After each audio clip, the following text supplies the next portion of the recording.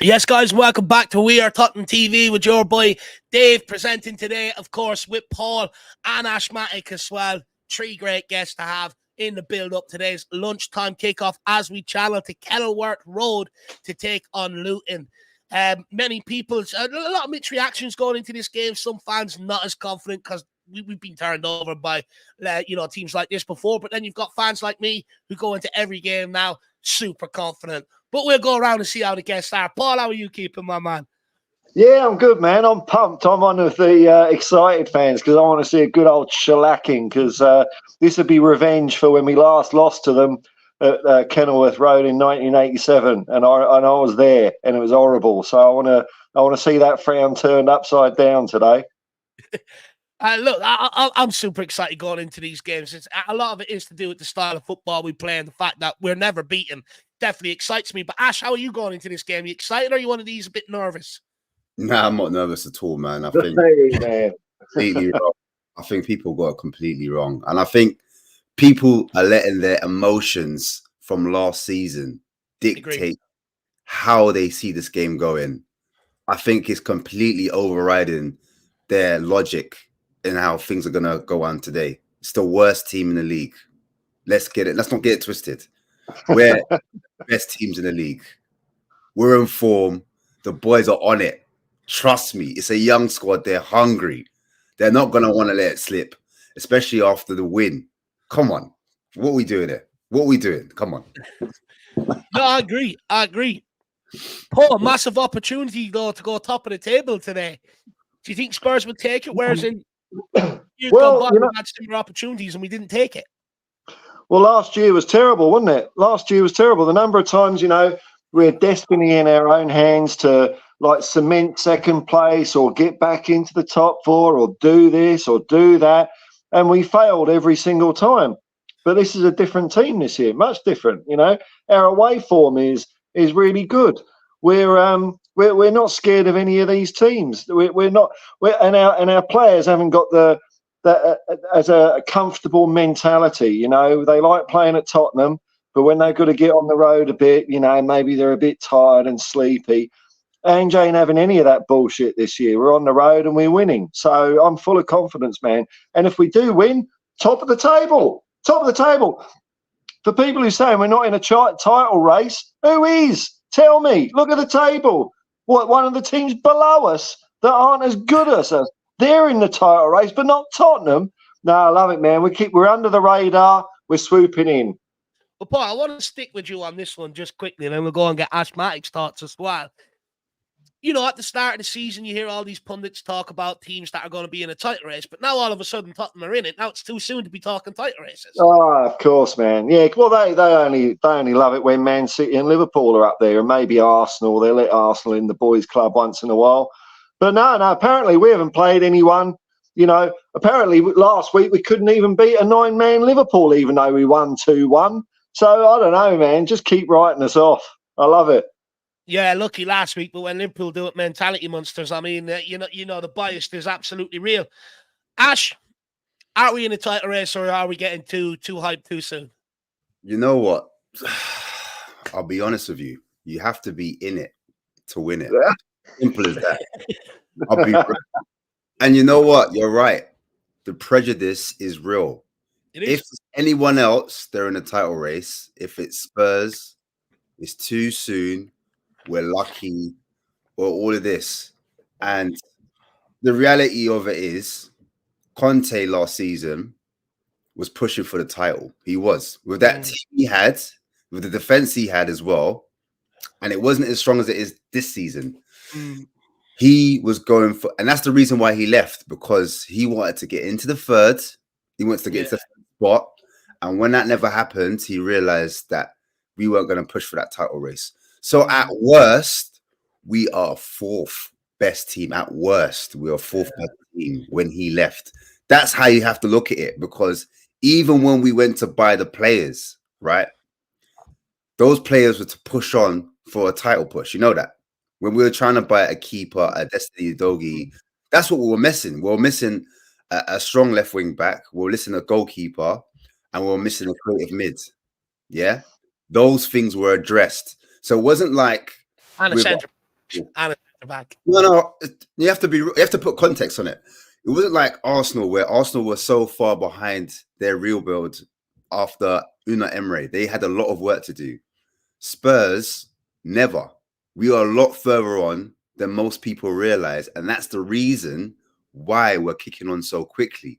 And now when you add Papa Sarr into the equation, and you add Basuma, and you play players how they're meant to be played in the right position, and you push players further up.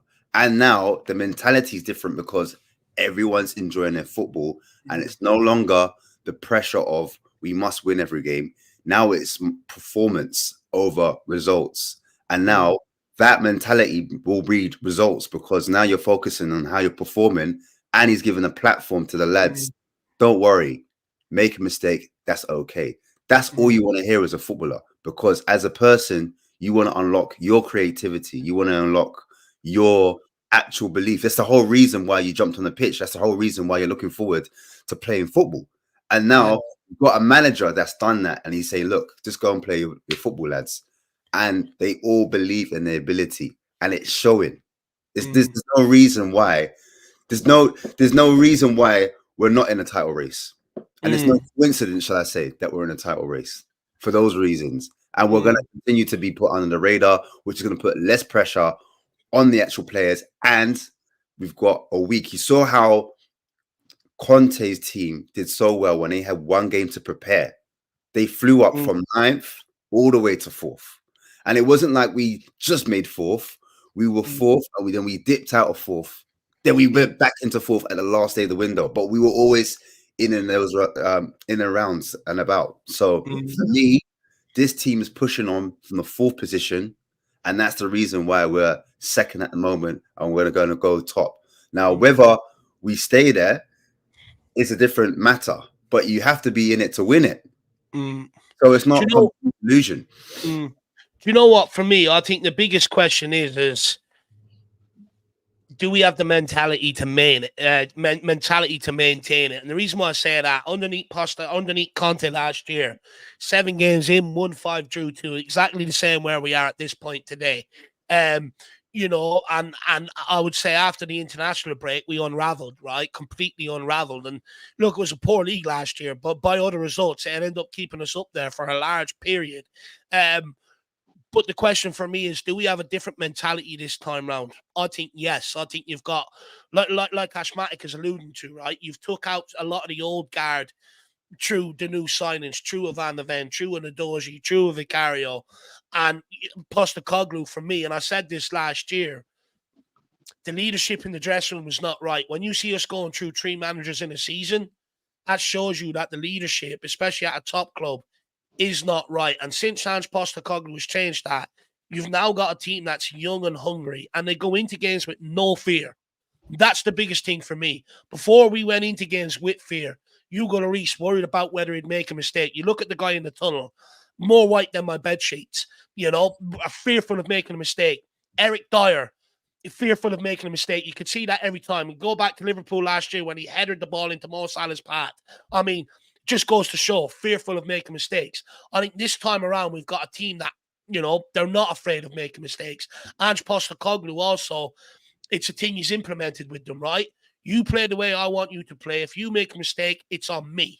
Whereas I think before, if a player made a mistake, Conte bollocked them. But look, I think either or method is right. I think you should be able to bollock a player if he's being a complete twat, to be honest with you. You know, I don't subscribe to this nowadays where you can't bollock a player. I think you should be able to. But I do think the mentality of this team is different. Now, sorry, everyone, I am dying with the flu. Am I saying we're going to go on and win it? No. But are we in a title race? Yes. I think we are. Now, I've said this time and time again in years gone by. Everyone hates Tottenham. You see it now. Decisions went against Liverpool. Man United, Liverpool fans are smooching. You know, Chelsea and Arsenal fans want to get in with them and have a 4-way hug and everything. It's absolutely embarrassing. And a lot of it is to do that Spurs are actually underrepresented in the media. Look how many Liverpool pundits, Chelsea pundits, Arsenal, United, for instance. Barely any Tottenham, and that's why we get a raw deal in the media. But do you know what? Let the media write us off. I'm glad that the VAR decisions have overshadowed the Liverpool result, because it means no one's talking about how good we are. And by the time they actually get around to that, they're going to be completely embarrassed because no one's going to know how to stop us. I think that's a big thing with these first 18 games. A lot of teams don't know how to stop us. They don't know how to play against us. Now, the second time around, when you're going in playing second teams twice, and they've got a lot of video footage on you and stuff like that, that's where our job becomes harder. And that's, can we stand up to that then and get over the line? Let's wait and see. But for me, we're definitely in a title race, and no one's going to tell me otherwise until we're sitting further down the league. Hayden Whittle, big up, my man. Great to see you. He says Spurs are a good team and players. Well, I think they will drop at some point, but I don't want it to be against Luton. I'm going for 3-0.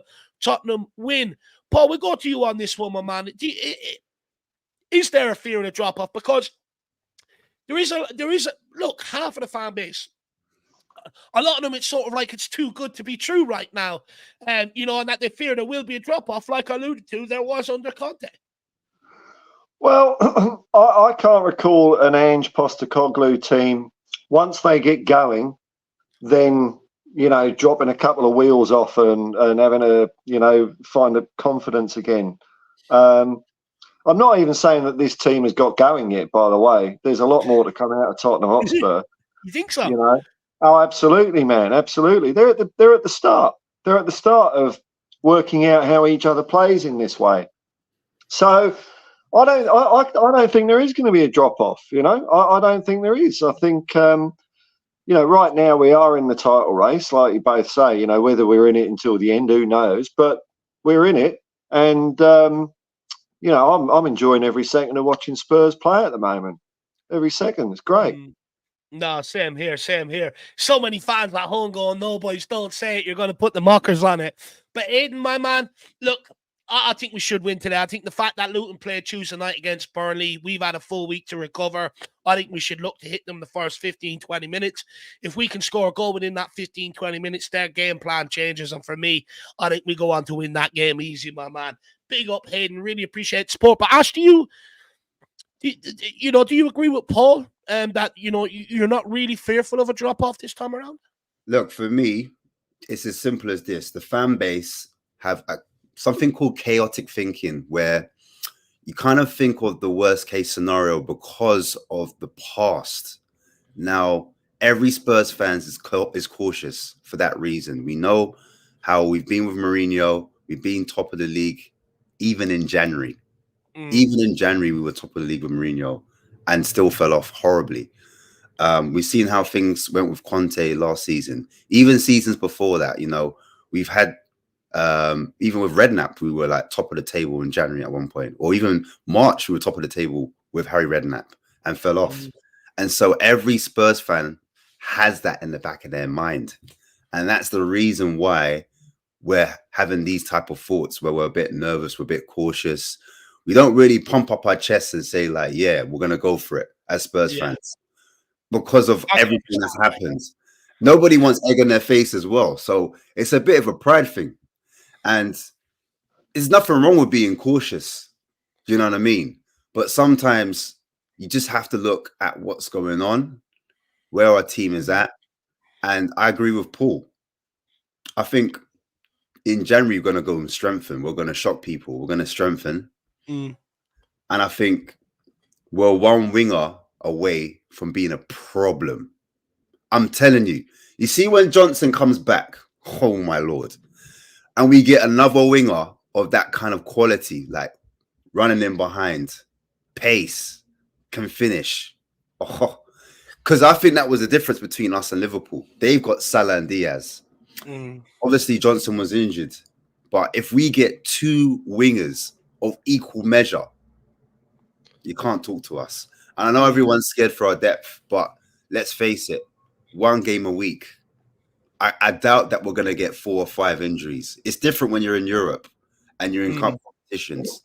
Then you've got more cause for concern. And also, I think this season, because people don't really know what we're about, that makes us more dangerous. So they don't know how to prepare for us, if that makes sense. I agree. Whereas second season, they might figure us out a bit more. They've seen us a little bit. Do you see what I'm trying to say?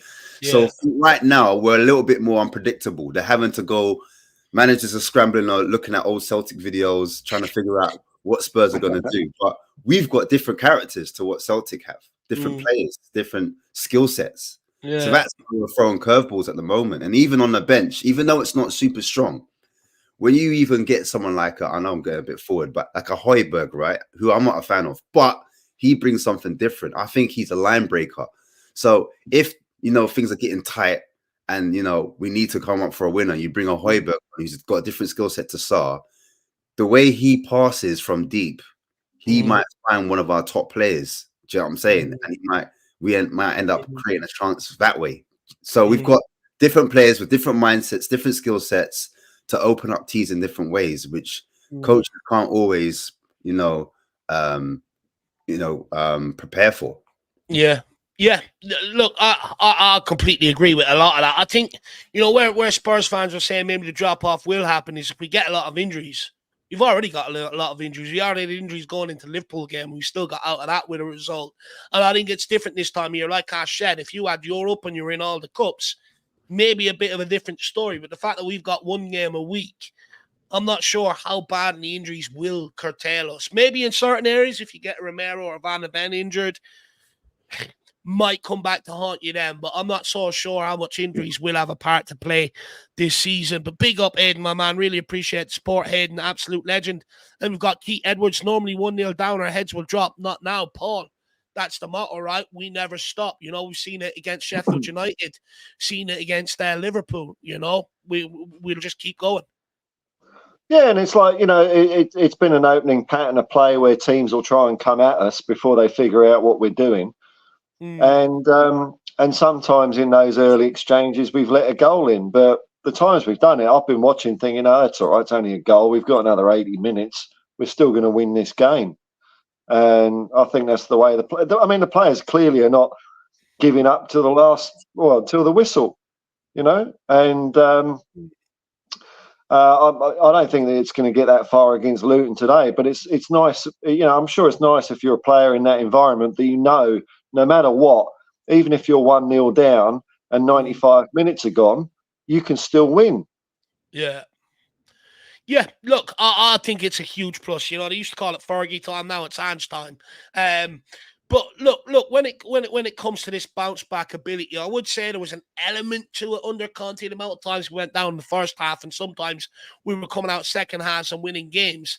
But with Ange Postecoglou, it's different because we're in games now. We're not coming from a position of 2-0 down or 3-0 down. So we're starting now turning, where we're trying to chase games. We're now actually turning them into points, into draws, into wins and stuff like that, because we're not chasing games with how bad our defense is. And that never say die attitude will go a long way. You look at some games last year, for instance, there were games where we didn't go to the final whistle. Southampton ended 3-3, even though we're 3-1 up with 10 minutes to go.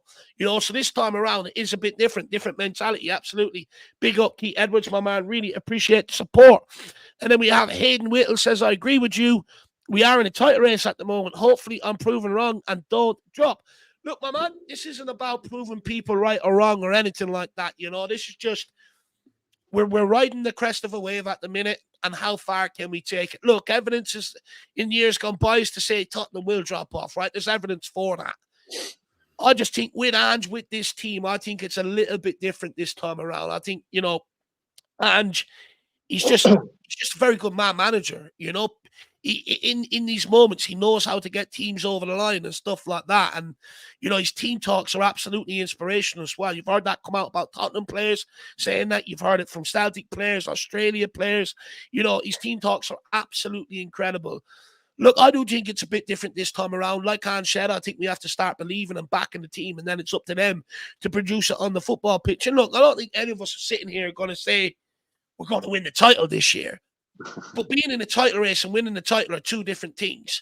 And for me, where we are, we're unbeaten, 1 point behind Man City. I think it's impossible not to talk about us in that category just yet. Look, maybe after 10 or so games, you might hear more and more people maybe talk about it. But you know us, we like to go a bit early. We like to give some bold predictions, Hayden. Big yourself up, my man. Really do appreciate the boys. Really do appreciate the support, my man. But look, we'll go into the lineups. We're at what? Well, it's time for me to bounce out anyway. But we'll go into the lineups. I'll leave the boys talk about maybe some of the injury crisis we have up front and what front three they want to see today. And then the lineups will be out and we will get them up. Are you okay to bring them up today, Paul? Not really, no. So I don't know if Ash can do it or someone can type them into the chat when they come out. Okay. I might be able to get them on my TV screen and turn my camera around, but that's going to look like arse. So right. Well, they're not out for another 2 minutes, so I'll hang around for another 2 minutes. Oh, thank you. You're a trooper, man. No worries at all. The other difference to last year was, you know, when we're chasing scores, like we were total dog shit in the first half a lot of the time. Like, at least we're playing our football and just working our way into the game. We're not starting badly by any means, you know. Last year we were holding back, waiting back, not doing anything. So the mountain to climb in the second half was usually too big. Here it's easy. 1 goal in 10 minutes. That's no worries. We're going to score 5. I really do hope so. I really do hope so. Of course, with all the injuries, who's this coming in off the bus? Tottenham players are coming in off the bus. Son looks ready in his Tottenham tracksuit. No one's got a big boot on. Fraser. Who else have we got? I think a lot of people were like nervous because they thought that Luton are going to come with a low block. I don't think they're going to come with a low block. Honestly, I know they tried to play against Burnley, didn't they? At home, I don't think they will. I've looked at their average position, even against Chelsea away from home. I know it was naive for them to kind of go at them, but their average position, they might go into low block at times, but I think they might do a man-to-man press. They might mid-press as well. They might do a mid-block. I don't think they're going to sit in a low block for the whole 90 minutes. It's not a cup game. And they're at home in front of their fans. So you got to kind of think about it like, are they going to do a low block for 90? Are they giving us that much respect? I know we're on form, but I expect them to come out at us at certain times. Yeah. Look, I think they will look to come out. I think they'll play counter-attack, and I think they will look to sit in, curtail us, and then hit us on the counter. But look, let's wait and see. Lineups are out. It is unchanged from last week. Vicario is in goals. Pedro Porro right back. Van der Ven and Romero strike up that Rose and Rice partnership in centre back. The big dog Adoji's at left back. Sarr, Basuma, Madison through the middle. With Kulusevski, Richarlison, and Son forming the front three. And on the bench, you've got Fraser Forster, Emerson Royale, Ben Davies, Eric Dyer returns today, Ollie Skip, Pierre-Emile Højbjerg, Brian Gilmessi returns to the bench, Lo Celso and Valise. No Phillips, no Dorrington or Donnelly. Very interesting cause there.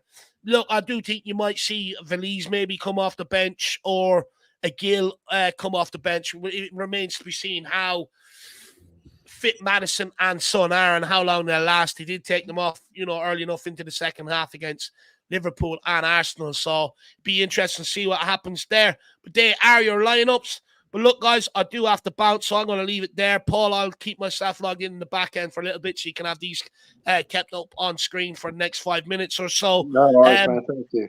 Guys, thank you everyone for tuning in and listening to me, especially with my Zik voice. If you want to know more about me or you want to see more of my content, check out the Irish Hotspur.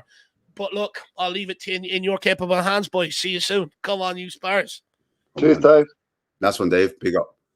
So Ash, I mean, like in the lineup there, I don't think there's any real big surprises. But apart from Brian Hill and Lo Celso being on the bench there, do you reckon we might see them at all today?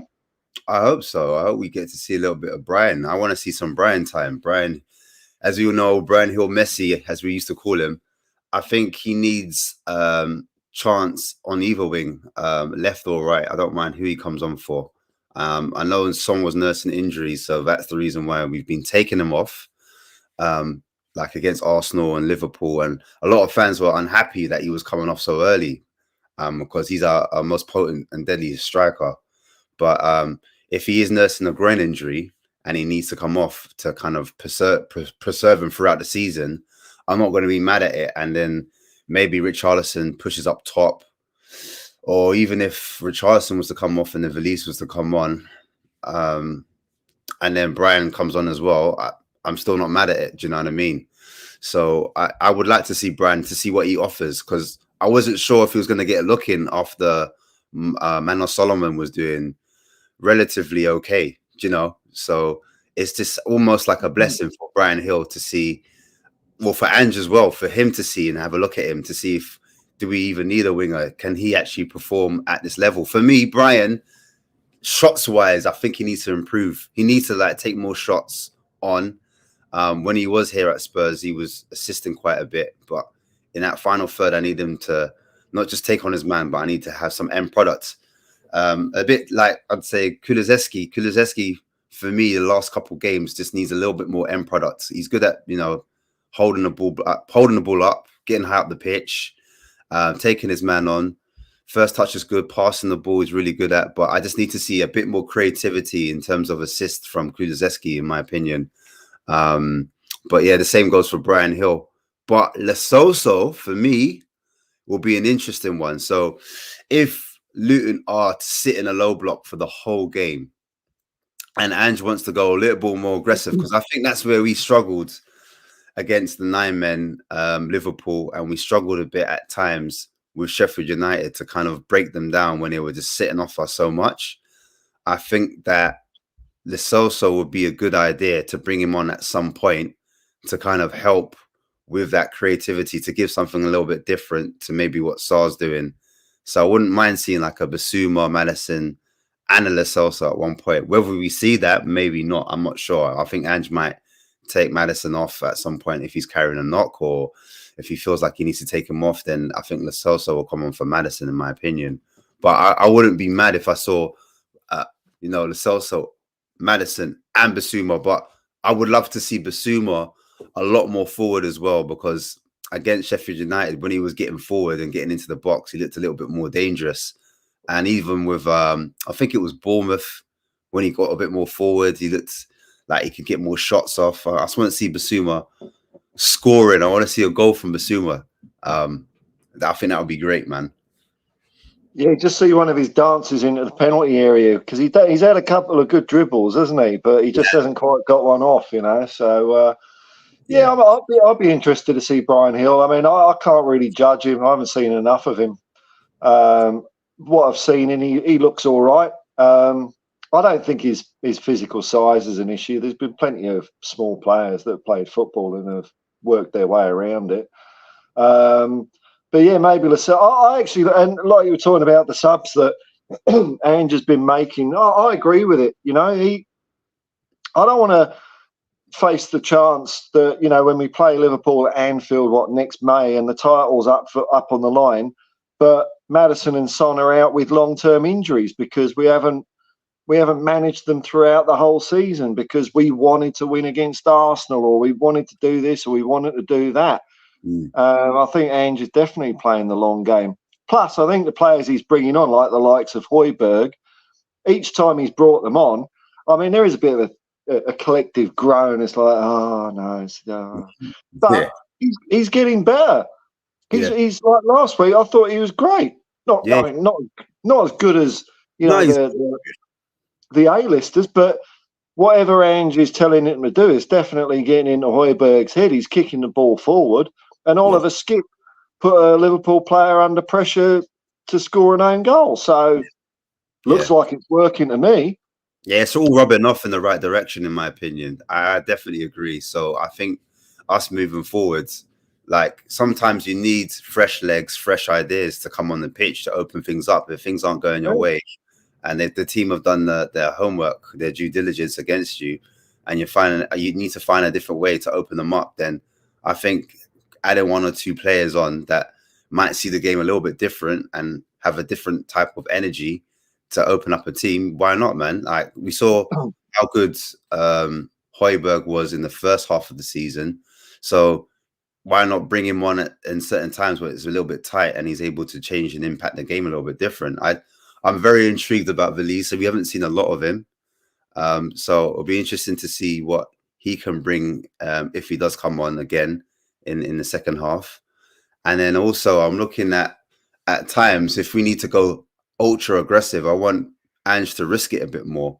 Take one of the centre-backs off, or like change one of the full-backs and just go really aggressive and put an extra midfielder in there. Do you know what I mean? Just do something. Yeah. That's what I want to see personally.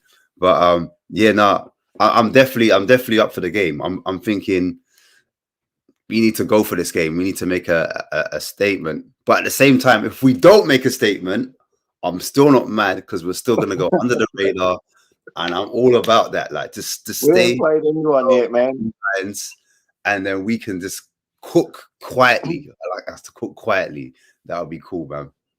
Now, I don't know if you're aware, Ash, it made a little bit of the news, but But there was this last week. This apparently an offside flag, one disallowed goal led to football apocalypse.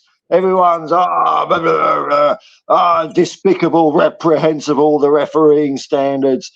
Now, when Liverpool stopped their pathetic crying shenanigans and get on with the game. By the way, that's not the way champions behave, Liverpool. If you're put off by one bleeding offside flag, you ain't worth a soccer toss. But this week, are you envisaging perhaps that the suits in the VAR room might try and balance things out a little bit? Not that we haven't had any bad luck in the past, but do you think we're going to be treated any differently, or maybe Liverpool will get treated differently this weekend? More Liverpool that will get treated differently, in my opinion. I think now they're going to have a few more odds. I know Klopp knows what he's doing. Klopp knew he was never going to get a replay, but for him making so much noise now, everyone's looking at him like they're turning back into the media darlings. Everything's, they're hard done by. And so any decision now, referees better be on their best behavior, especially anything at Anfield. So I expect a lot of decisions to go their way. They've had a couple penalties already this season as well. So it's not like they've had a couple of red cards outside of our game as well, So yeah, exactly. So our fault they lost their bloody heads and got 2 players sent off. I mean, what's all that about? it's so I just expect us to carry on as usual. I love how Ange just comes out. He doesn't make a meal of things. He just gets on with it. And I guarantee you, if the shoe was on the other foot, he wouldn't be coming out talking about replays. Because guess what? Well, Romero handball. May the 4th, they'll get what they want. They'll get their replay. And that's when we go to their ground. It's up to them to kind of undo the wrongs of what the VAR and the referees did. So may it long continue, man, because they've had so much rub of the green over the last few seasons. As you said, we've had the wrong end of decisions. So put that in your pipe and smoke it. That's what I want to say. And I think Klopp's punishment for bringing the game into disrepute by being such a sore loser is you stick him in a VR helmet and you just let him replay the game again and again. And every single time, no matter what happens in the game, Jurgen, it's going to be 2-1. It's going to be like your own personal diabolical Twilight Zone episode. That's what it's going to be, replaying the games. I'm viewing it from afar. Was it kind of ever thought of as a serious thing, Ash, or is it just all bollocks? I was in the stadium and we had no idea. Like literally. So you didn't think it was that important? No, you know what? I saw the goal and I was like, oh man, goal. And then obviously the flag went up and then we were like, hey, because all the Liverpool fans were celebrating. Yeah, they're going mad. So then when the referee brought it back and then was like, no, offside, we were like, because they were just loving it. It was like great pantomime. And then moving on to like the other decisions, like the red cards and stuff, that was phenomenal. Like at first, I heard like Basuma go, "Oh!" I was like, what the hell? What happened? But then I saw the ref give a yellow card, and then what happened was they brought it back. And then they showed the footage on the his legs then like that. Yeah, they showed that, and everyone in the stadium gasped. It was like, "Oh no, he didn't!" Like, whoa! And so, like, everyone was like, "Yeah, he's got to go off." And then, like, everyone was like, "Na na na na, na na na na, hey, goodbye." And then it happened again, and we did the same thing. It was so good. The energy was lovely in the stadium. It was like a whole party.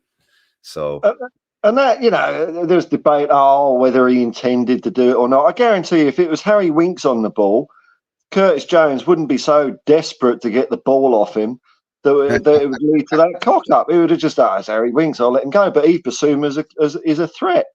Exactly. And also, I think if Romero was doing that challenge, imagine Romero did that challenge. The sky would all over. It would have been definitely a red. Yeah, he meant that. Yeah. I don't care if it was rolled over his foot. Definitely meant that. He's got the intent. Blah blah blah. No, Curtis Jones would never do that. He's a nice guy. He hasn't got a bad bone in his body. So it all depends on what lens you have on, in my opinion. Excuse me. there's lots of talk about, you know, banana skins happening today, and you know, because apparently we haven't even played anyone yet. That's what people are saying. We haven't even played anyone. But you know, given that Luton even lost to Burnley the other week, you know, even if a team plays a low block, if they're shit, they're shit. Yeah. You know, do you think they're going to pose any problems for us this afternoon? I think the difference between, I think we would have prepared for a low block. I think we would have gone into this game trying to play 11v11, 11v10, attack versus defense, 11 versus 9. I think this time, and I think it was good that Liverpool did the low block against us to kind of prepare us in real time what it'd feel like to play against a low block. And then Sheffield United, before that, I think those games are preparing us for games like this, because Luton's not going to be the only game that we're going to have to come against in a low block. But I just honestly think that the players that we have now, we're going to have more than enough to get around it. And I just want to see players like Porro now asking a little bit more questions. I felt like he was good in times. Like, he was good at, you know, getting that middle channel where he's crossing the ball kind of diagonal in the box. But I would like to see him do a lot more overlapping runs as well as underlapping runs. So I'd like to see him arrive in the box. I want to see him crossing those balls, not just diagonal, but horizontally, like by the corner flag, over the top, low, fizzing the ball low as well. A few more cutbacks, just giving Kulusevski more options, because a lot of time I felt against Liverpool and other games as well, Kulusevski was getting doubled up on, or sometimes tripled up on. So, but from what I saw against Luton, not just Burnley, but the other games as well, against Chelsea, I remember they left a lot of space on the flanks. And I expect that even when Sterling scored his goal, it was from a wide position. So I think we need to double up, maybe triple up on those wide areas. And then that could help draw them out into the wide areas. And that will create gaps in the actual box or in the lower half, in the middle of the pitch. Because I think they're trying to congest that middle part of the pitch. But if we have 3 or 4 players on one side of the pitch, that draws them out. And then we can hopefully switch to play, and then we can create chances that way. So, and also there'll be times when they want to kind of come onto us. We're going to bait the actual team to come onto us at times in midfield when we knock it about and we do little 1-touch, 2-touch. And then I think when they come onto us, that's when the gaps appear. That's when we need to speed it up. And I feel like, from what I've been watching, this is my opinion, I could be wrong, but I feel like we slow it down in the defensive third, in the midfield third as well, we slow it down. And in the final third, we speed it up like that. But I feel like we should do it the other way around. I feel we should speed it up at times in the defensive third. So instead of playing it slow out the back, speed it up. Instead of playing it slow in the middle, speed it up, catch them out. And then in the final third, I wouldn't say slow it down, but I'd say be more composed, because at times we're in that final third, we can fluff our lines a little bit. And that's why we're not creating as many chances as we can, or as we have done in the past, if that makes sense. So I've seen like Sonny, sometimes it feels like he's not in a game. And when he does get the ball, he kind of makes the wrong decision, or he kind of overhits it, or we don't get the chance where we need to. Also, I think midfield wise, shots. Everybody. I saw Sarr taking shots, but I need to see Maddison getting on the ball, and he's got a great shot. We need to see it a lot more.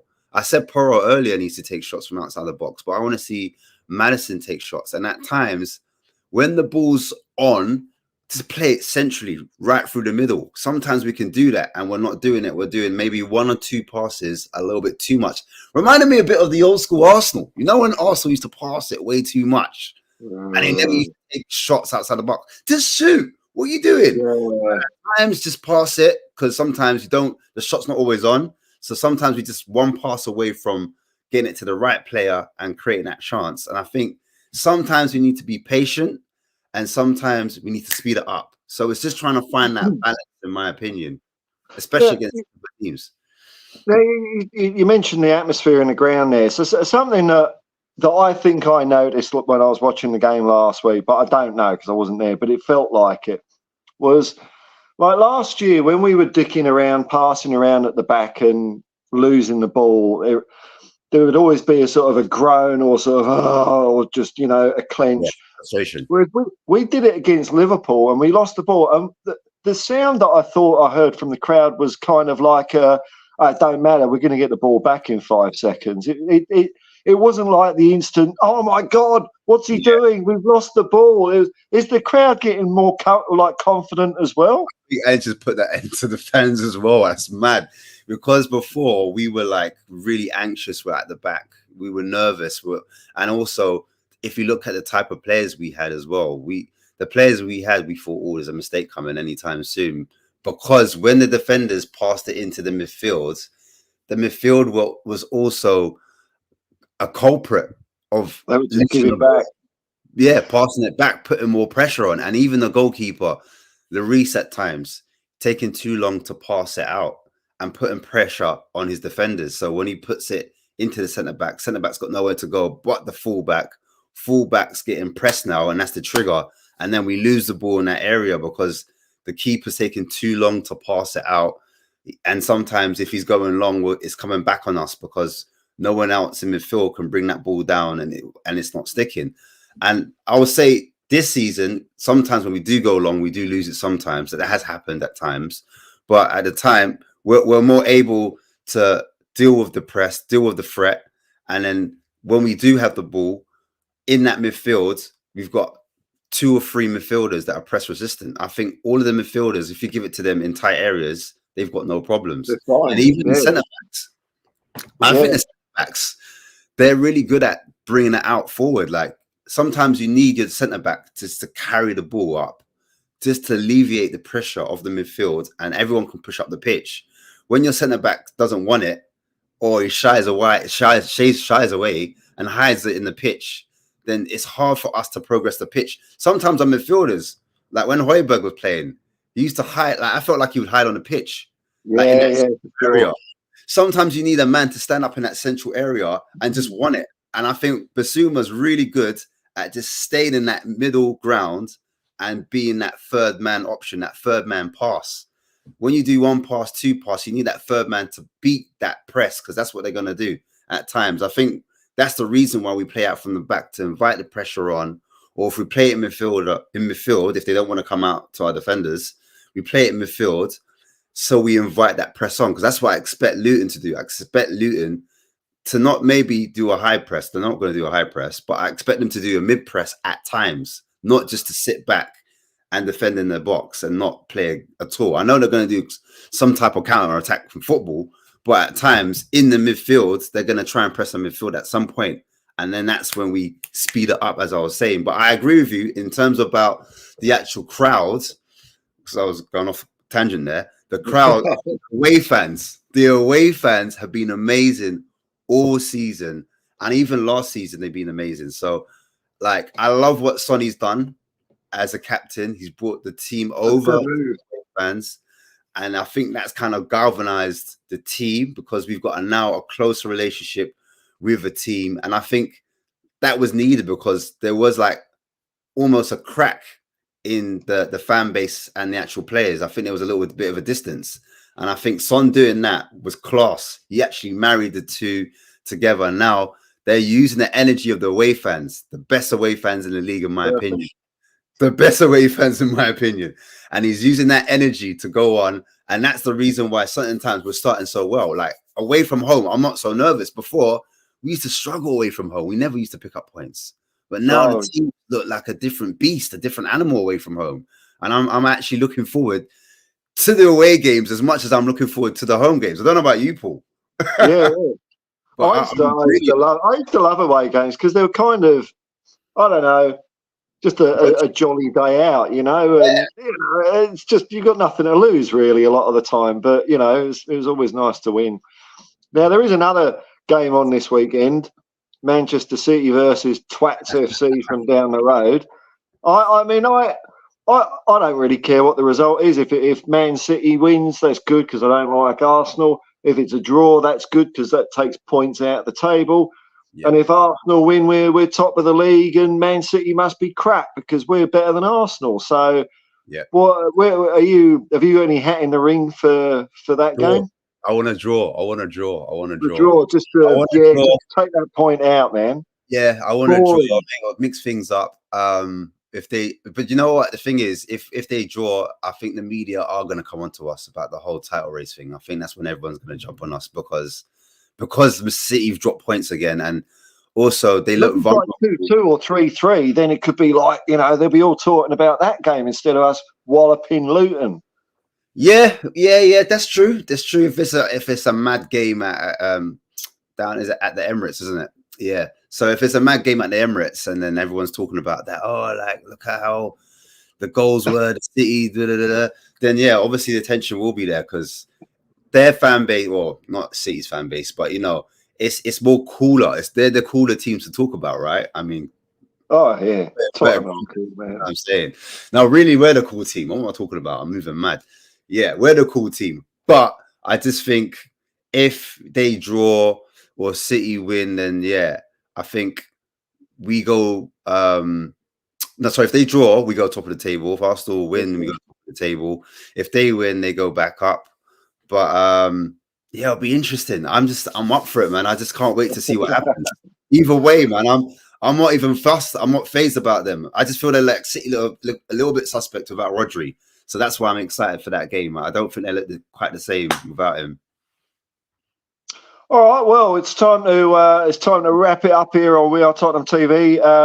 I don't know which characters will be along for the watch along in about 20 minutes. The OGs, Ben and Sim are doing the governors are back in the house. Is Ben over his COVID, is he? Yeah, he's back, man. He's back with vengeance. Great. Color in his cheeks. He's ready to go. He's raring to go. Yeah, man. I think that is it. So what's your prediction for the match, Ash, and where can people find you on this wonderful World Wide Web? You can find me at Southview Coys, man. We need some more Aussie support, man. So I'm gonna have to get you on sooner rather than later. Yeah, man. You're the original. I remember we had a chat ages ago, and you were like, "Oh, what manager should we get in?" And I was like, "You know what? I'm not mad at Enrique. You gave me one look like Enrique. Are you smoking this?" I was like, "Huh?" You said tick attack. I was like, "Yeah, man. I don't mind a little possession-based football." You're like, "No." And it's all about Ange. And I was like, "Okay, cool." Like I knew a little. Fair enough. But after your energy, I had to do some thorough research. And I think it was you that made me kind of dive deep into Ange a lot more because the energy you came with him, the conviction, I said, yeah, I'm going to have to look at him again. Because I did a quick overlook at him and I said, yeah, I knew he was a part of the City group. I knew he played possession-based attacking football. But it was just the pedigree, out of everyone, no one was really looking at him. But you were banging on. And I remember Irish was there. It was me, you, and Irish at the time, actually. We were on a stream. I don't know if it was this stream. But you were like, no, I don't think it was. I think it was Irish's stream. And you were just like, this is before you had a channel. So this is way back when, right? And you were just going in. I said, yeah, you know what? I'm going to have to. I just felt like I had egg on my face. I said, right, let me look, let me research. And then there was a whole campaign like, say no to Ange. That was done by the Celtic fans. Started by Celtic fans. I thought, oh, hats off to you. There was a few people that bit onto it. There was a few people into it. And because of the whole Nagelsmann not getting them and Slot fiasco, it kind of went, and the Levy thing was rife them times. So it kind of looked like Scott Mutt had just joined. So it looked like, oh, it was just an Australian appointment and the easy fix. And it was that whole kind of, do you know what I mean? But yeah, it was mad. It was mad. But then I was so happy that we've got him in after researching how he plays and seeing how he manages the players and how he's changed the culture of the club as well. I think that's the biggest country. He's united fans together so quickly. I think he's even impressed or surprised of how quickly things have gone because he notoriously starts slow, doesn't he? And at the moment. Awesome.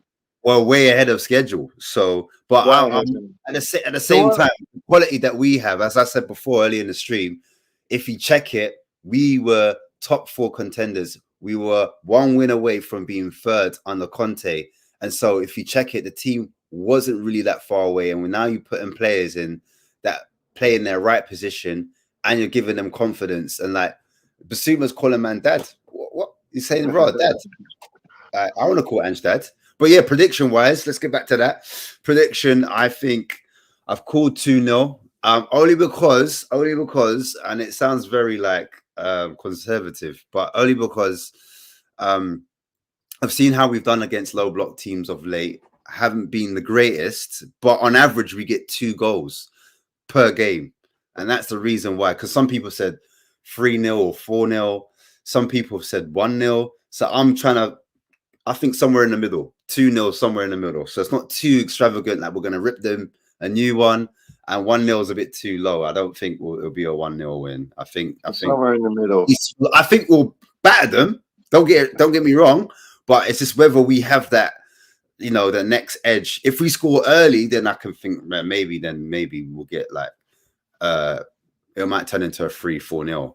But it all depends on when we score in the game. So the longer the game goes on, I think it's going to be more frustrating at times. So if we don't score in that first 45 minutes, then I expect Spurs to be a second half FC, and then we score late on, and then it might be 2 bang bang, like close to each other. I think that's my opinion.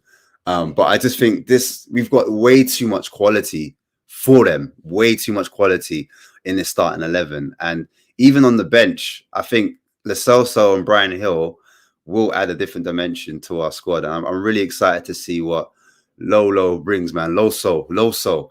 I want to see what he can bring. And it's against, I think it's perfect for both him and Brian Hill to come on at a team like this, a team that's not really, they're going to try and frustrate us. So let's see what they can bring in a team like this that aren't so good. Yeah. Well, thanks for joining us, everyone. You can find me at Hotspur Hippie, and I don't usually beg for subs, but I'm only a few short of 2,000. So after we've wrapped up here, if you want to do me a solid, that'd be nice. Big up. The game today is bloody Luton Town. Who are they? So I'm going 6-0, because sooner or later this Ange team is just going to start handing out thumpings, and why not make it today? So I'm going 6-0 Tottenham Hotspur. Why not? Bugger it. Don't matter what I say. I'm in Sydney. Anyway, folks, come back for the watch along. Thanks for all the comments. Thanks for liking and subscribe. Thanks to Dave for starting the show earlier. Thanks to Ash for keeping it going. I'll point that way. It's like a mirror, isn't it? All right. And I'll see you later, folks. Peace and love, man. Peace and love. And come on, you Spurs.